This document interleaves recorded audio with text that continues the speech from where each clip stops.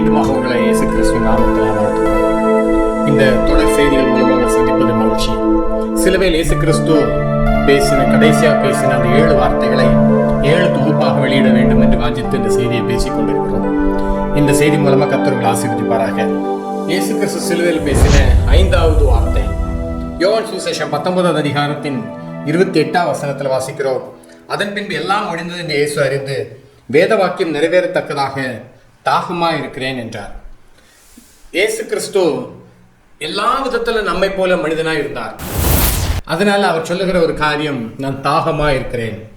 ஆங்கிலத்தில் வாசிக்கிறோம், Jesus knew his mission was now finished and to fulfill scripture he said, I am thirsty. வேத வாக்கியம் நிறைவேற எல்லா விதத்திலும் நம்மை போல மனிதனாக இருந்தார். ஏற்கனவே போன செய்தியில் பார்த்தோமா 100% கடவுள், 100% மனிதனாக இருந்தார். நமக்கு இருக்கக்கூடிய எல்லா விதமான உணர்ச்சிகள், உணர்வுகள், பசி, தாகம் எல்லாம் அவருக்கும் இருந்தது.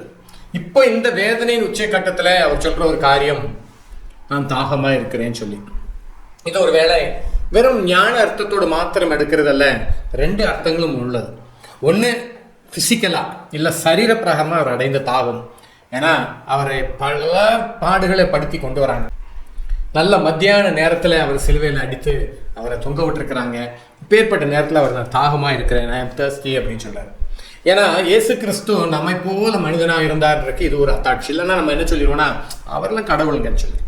ஆனால் இது சிலுவைக்கு முன்பாக ஒரு தடவை இந்த தாகமாக இருக்கிறேன்னு சொன்ன போல நடந்தது என்னன்னா, இயேசு கிறிஸ்து காடியை வாங்கின பின்புன்னு போட்டிருக்காரு. அவர் அதுக்கப்புறம் அதை குடிக்கிறார். இதுக்கு முன்பாக சிலுவைக்கு முன்பாக, சிலுவையில் அடிக்கப்படுறதுக்கு முன்பாக மத்தேயு சுவிசேஷம் 27வது அதிகாரத்தில் வாசிப்போமானால், மத்தேயு சுவிசேஷம் 27வது அதிகாரத்தில் 34வது வசனத்தில் கசப்பு கலந்த காடி அவருக்கு குடிக்க கொடுத்தார்கள். அவர் அதை ருசி பார்த்து குடிக்க மனதில்லாது இருந்தார். இது வலி நிவாரணியை போன்றது. இதை அவர் குடிக்க பார்த்துட்டு அதுக்கப்புறம் அவர் குடிக்க மனதில்லாது இருந்தார். பின்பு அவரை சிலுவையில அறைந்தார்கள் போட்டிருக்குது அடுத்த வசனத்துல. ஆனா இங்க பாத்தீங்கன்னா சிலுவையில் அறைந்ததுக்கு அப்புறமா நான் தாகமா இருக்கிறேன். இப்ப இவருக்கு இங்க நெசமாவே சரீரத்திலேயும் உண்டான ஒரு தாகம் உண்டு, ஆத்மாவில உண்டாகிற ஒரு தாகம். 2 காரியத்தையும் இந்த இடத்துல நம்ம பார்க்க முடியும். ஏன்னா இதுக்கு முந்தின வசனத்துல வாசித்தோம், என் தேவனே ஏன் என்னை கைவிட்டீர், அந்த ஒரு கதறுதலை நம்ம பார்த்தோம். அதற்கு தொடர்ச்சியாவே இதை நம்ம பார்க்க முடியும். ஏன்னா இந்த சூழ்நிலை பிதாவின் முகம் மறைக்கப்பட்ட நேரத்துல இப்ப அவருடைய பயங்கரமான வருத்தத்துல தாகமா இருக்கிறேன்றது ஒரு காரியம். இது ஆத்மா தாகம் இல்ல ஆவிக்குரிய தாகம். என்ன தாகமா இருக்கலாம்? இந்த தாகம் சரீரத்துக்கானது மாத்திரமல்ல. அந்த நேரத்துல அவங்க இருந்தவங்க புரிஞ்சுக்கிட்டாங்க, அவர் தண்ணி கேட்கிறாருன்னு சொல்லி ஓடி போய் கொஞ்சம் தண்ணி எடுத்து அவருக்கு குடிக்க கொடுக்குறாங்க. அடுத்த வசனத்தை வாசித்தீங்கன்னா இயேசு அவங்க போய், அதாவது 29வது வசனத்துல, காடி நிறைந்த பாத்திரம் அங்கே வைக்கப்பட்டிருந்தது. அவர்கள் கடற்காலனை காடியிலே தோய்த்து ஈசோப்பு தண்டில் மாட்டி அவர் வாயினிடத்திற்கு நீட்டி கொடுத்தார்கள். இயேசு காடியை வாங்கின பின்பு.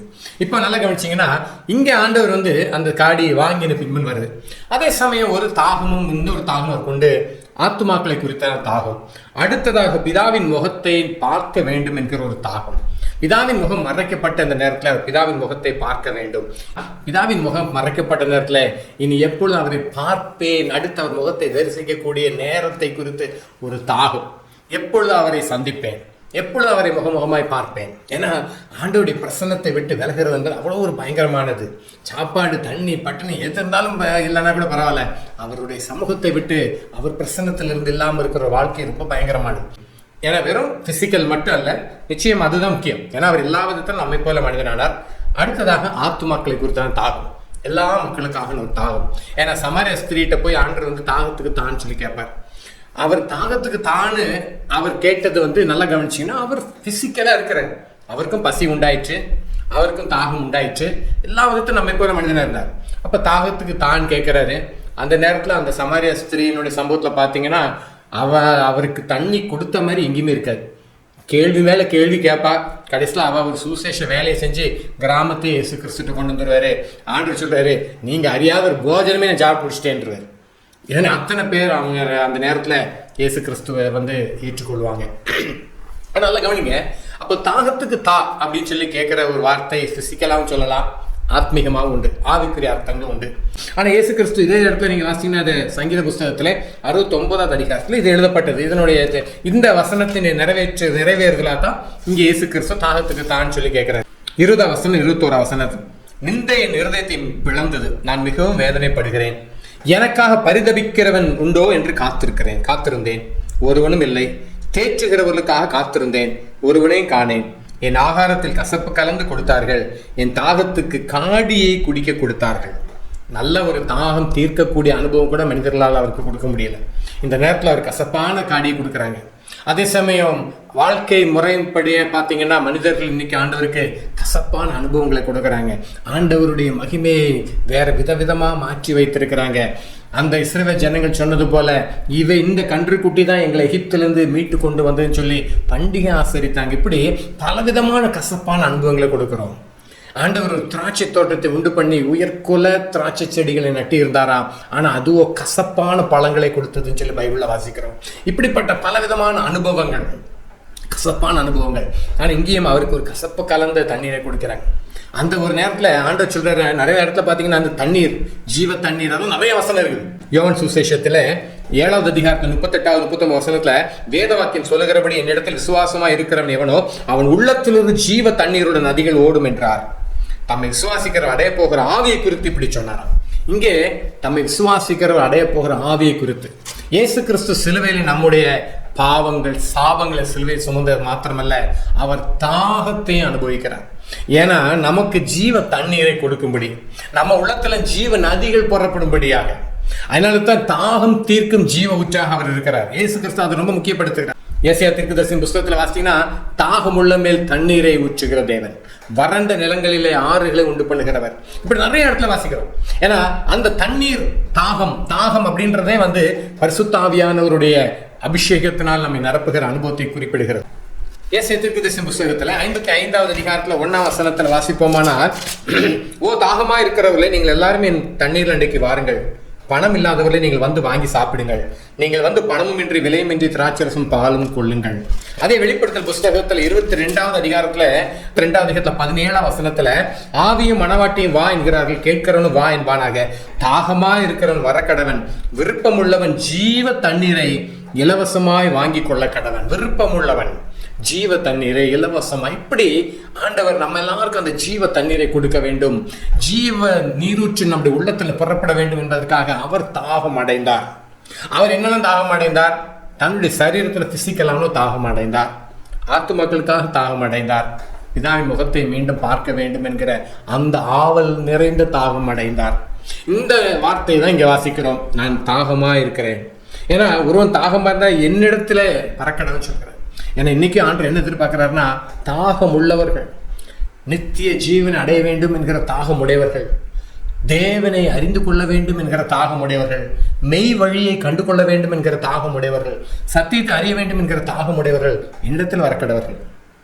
அவங்கள தேவன் தம்முடைய பரிசுத்தாவினால் நிரப்ப வல்லவராக இருக்கிறார். ஆவியானவர் நமக்குள்ள அந்த ஜீவ நதியாக புறப்பட்டு அப்படிப்பட்ட ஒரு பேர் ஆசீர்வாதங்கள் அவங்க தர வாஞ்சிக்கிறார். ஆனால் தாகம் உள்ளவர்கள், தாகம் தீர்க்க அவர் தாகமானார், நம்முடைய தாகத்தை தீர்க்க அவர் தாகமானார்.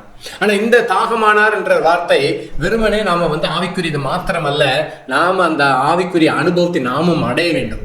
இயேசு கிறிஸ்து நமக்காக தாகமானார், அவர் நமக்காக தாகத்தை ஏற்றுக்கொண்டார் அப்படின்றது மட்டுமல்ல, இயேசு கிறிஸ்து தாகமானார் உண்மைதான். ஆனா இப்போ அவருடைய வாஞ்சை, அவருடைய தாகமே, நாம் அந்த தாகம் தீர்க்கப்பட்டோமா? நாம் அவரிடத்துல ஜீவ தண்ணீரோட அந்த அனுபவத்தை பெற்றோமா? ஜீவ நதிகள் நம்முடைய உள்ளத்திலிருந்து புறப்படுகிறதா? விருப்பம் உள்ளவன் அவரிடத்தில் ஜீவ தண்ணீரை பெற்றுக்கொள்ள கடவுள் வாசிக்கிறோமே, அந்த தாகத்தோடு அவரிடத்துல ஜீவ தண்ணீரை பெற்றுக் கொண்டிருக்கிறோமா? அந்த ஜீவ வழியிலே நாம் நடக்கிறோமா? ஏன்னா அது ரொம்ப முக்கியமான விஷயம். 2 கொரிந்தியர்ல 8வது அதிகாரம் 9 வசனத்தை இப்படி வாசிக்கிறோம். 2 கொரிந்தியர் 8வது அதிகாரம் 9 வசனத்துல 2 கொரிந்தியர்ல 8வது அதிகாரம் 9 வசனத்தை நான் வாசிக்கிறேன். நம்முடைய கர்த்தராகிய இயேசு கிறிஸ்துவின் கிருபையை அறிந்திருக்கிறீர்களே, அவர் ஐஸ்வர்யம் உள்ளவராய் இருந்தும் நீங்கள் அவருடைய தரித்திரத்தினால ஐஸ்வர்யவான்கள் ஆகும்படிக்கு உங்கள் நிமித்தம் தரித்திரர் ஆனாரே. இந்த 2 கொரிந்தியர்ல 8வது அதிகாரம் 9வது அதிகாரம்லாம் காணிக்கை குறித்த வசனங்கள், அதற்கான பிரதிபலனை குறித்ததான் அழகான வசனங்கள். நல்ல நிதானம் படிச்சு பார்க்கலாம். ஆனா நம்மளை ஐஸ்வர்யவான்கள் ஆக்கும்படிக்கு, ஐஸ்வர்யவான் எல்லாருமே லாசுரை போல லாசுர ஐஸ்வர்யவான்ல வர மாதிரி அந்த ஐஸ்வர்யவானை போல மாறுற அந்த ஐஸ்வர்யவான் கிடையாது. நம்ம எல்லா விதத்துல ஐஸ்வர்யவான்களா இருக்கும். ஐஸ்வர்யம்னா ஐஸ்வர்யத்தை கொடுக்கிறவர்கள் ஐஸ்வர்யவான்கள். நம்ம எல்லாருக்கும் ஒவ்வொரு அளவுகள் இருக்கலாம். யாருக்கு என்ன அளவுன்னு அவருக்கு முடிவு பண்ணி வச்சிருப்பாரு. அந்த அளவின்படி ஒவ்வொருத்தருக்கும் அவருக்கு அப்படி அந்தந்த அளவுக்கு ஐஸ்வர்யவான்கள். ஏன்னா ஐஸ்வர்யத்தை எது முடிவு பண்ண முடியாது. ஏன்னா நடந்து போகிறவருக்கு சைக்கிளில் போறவரை பார்த்தா அது ஒரு ஐஸ்வர்யம், சைக்கிளில் போறவருக்கு பைக்ல போறவரை பார்த்தா அது ஐஸ்வர்யவான். அப்படி ஒரு மனநிலை இருக்கும். பைக்ல போறவருக்கு பார்த்தீங்கன்னா கார்ல போறவரை பார்த்தா ஒரு மனநிலை இருக்கும். ஆனால் இது எல்லாத்துக்கும் ஆண்டவர் அவங்களுடைய லிமிட், அவங்களுடைய ஒரு காரியத்துக்கு தகுந்த மாதிரி அவங்களும் ஆசீர்வதிக்கிற தேவன். ஆனால் எப்படி ஆனால் நம்மளை ஐஸ்வர்யவான் ஆக்கும்படிக்கு அவர் தரித்திரர் ஆனார். நம்ம ஆவிக்குரிய வாழ்க்கையில் ஐஸ்வர்யவான் ஆகணுன்றக்காக அவர் தரித்திரர் ஆனார்ன்ற மீனிங் அதில் வராது. அவர் ஆவிக்குரிய தரித்திரத்துக்கு வரவே கிடையாது இயேசு கிறிஸ்து. அவர் ஆவிக்குரிய தரித்திரம் ஒரு நாளும் அடையவே இல்லை. ஆவிக்குரிய தரித்திரம் உள்ளவர் நம்ம தான். அதனால இந்த வசனம் ஆவிக்குரிய ஸ்பிரிச்சுவல் காரியம் கிடையாது. இது நேரடியா நம்ம நிமித்தம் அவர் தரித்திரரானார். அவர் உண்மையிலே சிலுவையில அவர் அப்படிப்பட்ட ஒரு ஏழ்மை கோலம் எடுத்து தான் வந்தார் பூமிக்கு. சிலுவையின் மரணம் பரிந்தும் அதே மாதிரி ஒரு ஏழை கோலம் எடுத்தவராக, நிந்தையை ஏற்றுக்கொண்டவராக அவர் தரித்திரர் ஆனார் என்பது நமக்கு தெரியும். அவருடைய அடக்காரனை கூட பார்த்தீங்கன்னா அவருடைய ரகசிய சீஷர்களாக இருந்த அரிமத்தியாவூரானாகிய யோசேப்பும் நிக்கோதேமுவும் தான் சேர்ந்து செய்கிறத நம்ம பார்க்குறோம். இதெல்லாம் தான் நம்ம பார்க்குறோம். ஆனால் அவர் நம்மளை ஐஸ்வர்யம் தரித்தார். அதே மாதிரி நாம ஜீவ தண்ணீரில் நீரூற்று நமக்குள்ள வரணுன்றதுக்காக அவர் தாகமானார். இதெல்லாம் இருக்கு. நம்ம வியாதிகள் நம்ம ஆரோக்கியமா இருக்கணுன்றதுக்காக அவர் சிலுவையில நம்முடைய வியாதிகளையும் சுமந்துட்டார், நம்முடைய பாவங்களையும் சுமந்தார், நம்முடைய வியாதிகள் நோய்களையும் சுமந்தார்னு மத்தேயு சுவிசேஷம் 8வது அதிகாரத்தில் வாசிக்கிறோம். அப்போ இந்த நேரத்தில் அவர் தாகம் அடைந்ததான காரணம், அதனால தான் வெளிப்படத்தில் வாசிக்கிற விருப்பம் உள்ளவன் அந்த ஜீவ தண்ணீரை இலவசமாய் பெற்றுக்கொள்ளணும். ரோமர் 3வது, ஏன்னா அது இலவசம், ஃப்ரீ. இந்த ரட்சிப்பின் காரியத்துக்கும் இந்த ஜீவ தண்ணீரை அடைந்து கொள்வதற்கும் ஒரே ஒரு காரியம், விசுவாசம். நம்ம இடத்துல விசுவாசம், ஆண்டோடத்துக்கு கிருபை. கிருபையினால விசுவாசத்தை கொண்டு ரட்சிக்கப்பட்டீர்கள். ஆனா இப்ப இந்த ஜீவ தண்ணீரை பெற்றுக்கொள்றது சொல்றாரு, இலவசமாய் பெற்றுக்கொள்ள கடவன். இலவசமாக ரோமர் 3வது அதிகாரம் 4வது வசனத்துல ரட்சிப்பை குறித்து அப்படிதான் வாசிக்கிறோம். ரோமர் 3வது அதிகாரம் 24வது வசனம். இலவசமா அப்படி கிருபையினாலே கிறிஸ்து இயேசுவுள்ள மீட்பை கொண்டு நீதிமான்களாக்கப்படுகிறார்கள். இலவசமாய் அவருடைய கிருபையினாலே கிறிஸ்து இயேசுவுள்ள மீட்பை கொண்டு நீதிமானாக்கப்படுகிறோம். இலவசமான கிருபை. இந்த ரட்சிப்பு எப்படி கிடைச்சிச்சு? இலவசமாக கிடைச்சிச்சு. இந்த ஜீவ தண்ணீர் எப்படி கிடைக்குது? இலவசமாய் கொடுக்குறேன். அந்த ஜீவ தண்ணீரை பெற்றுக்கொள்ள, ஆனால் இலவசமான ரட்சிப்பை பெற்று இலவசமான இந்த ஜீவ தண்ணீரை பெற்று ஆண்டவருக்கு சாட்சியா வாழணும்னு எதிர்பார்க்கிறாரு. நாம் அநேகருடைய ஜீவ தாகத்தை தீர்க்கிறவர்களா இருக்கணும், அநேகரை ஜீவ தண்ணீரண்டையில கொண்டு வருகிறவர்களா இருக்கணும். அந்த ஜீவ தண்ணீரண்டையில அவங்க எல்லாரும் ஜீவ தண்ணீரை பருகிற அனுபவத்துக்கு கொண்டு வரணும். இதனால தான் ஆண்டவர் ஆத்துமாக்களுக்காக தாகமா இருந்தார்.